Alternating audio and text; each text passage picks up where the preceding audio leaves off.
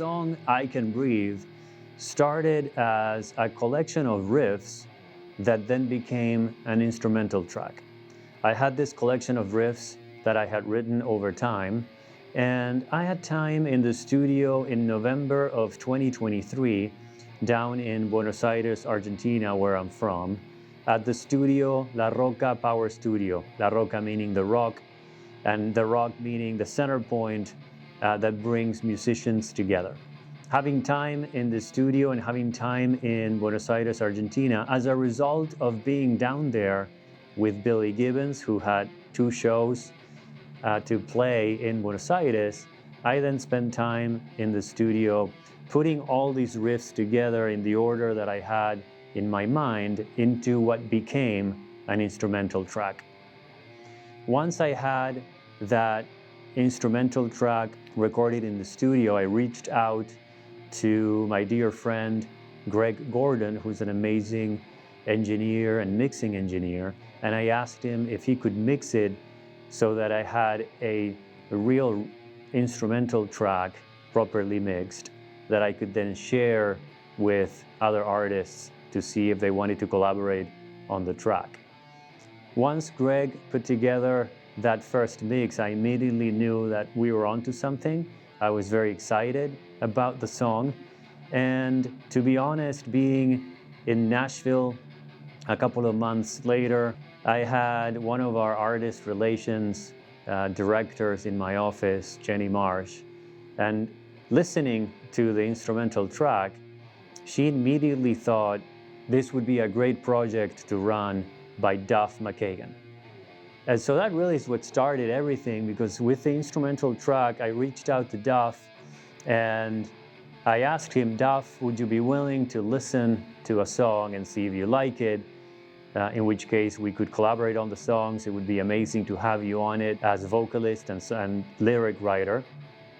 And if you don't like it, I still love you. And Duff immediately said, please send it to me. He listened to the song and then he got back to me and said, I love the song and I'm inspired to write the lyrics and sing on it. And it was just about the time where Guns N' Roses was coming off tour, so Duff had some time. So he came up with the lyrics, and once he ran them by me with his initial direction on melody, we immediately set up time for Duff to track his vocals at the Sound Factory in LA. Once we had that, we sent all of that back to Greg Gordon, who mixed it, working with Duff and I on the structure of the song based on Duff's creative direction. And at that stage, it was very obvious who I was going to reach out next, given that it was Duff on vocals. I called Slash, and I had the same conversation with him. I said, Slash, would you be willing to listen to a song that I put together with Duff to do some solos on it? And if you don't like it, I still love you.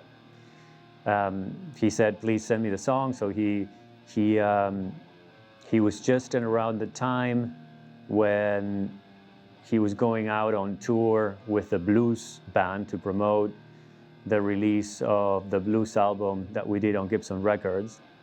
So I knew it was going to take a little bit of time before he could do anything, given his workload. But he very quickly came back to me and he said, I actually really do like the song. So if you give me some time, as soon as I get off tour, I will have time in my studio in LA and I'll be able to track some solos and see where we take it from there. So that's what happened. And when he got back to LA, he not only spent time cutting solos, he actually ended up doing an entire lead line on the entire song, which also changed the character of the song for good and tracked all the solos. And so I think that what started as a collection of riffs into an instrumental track really didn't become a song until Duff and Slash did their work and they put their creative touch on it. The rig that I used was a 1969 Les Paul Custom through a late 90s Revision G 2-channel dual rectifier at the La Roca Power Studio with really nothing else in front of it. I was just working with the two different channels, and so I was able to do sort of like a left side and the right side using the two channels of the rectifier, isolated with a cab in one of the ISO rooms, and really dimed on volume and about 3/4 of the way on gain. But that gave it a character where we have, if you pay really close attention, you have two different sounds going on the left and the right, which are the two different channels of the rectifier. And then there's some sections of clean guitars that I used the same amplifier and the same guitar, I just toned down the gain.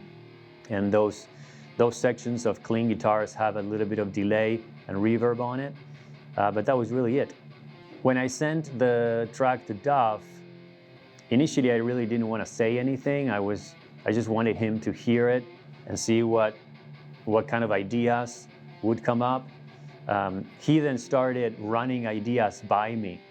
And so it was a bit of a collaboration project in that way, but I was really trying not to interfere with his creative process. I mean, it's Duff McKagan. Who am I to give any direction to him? And he really nailed it.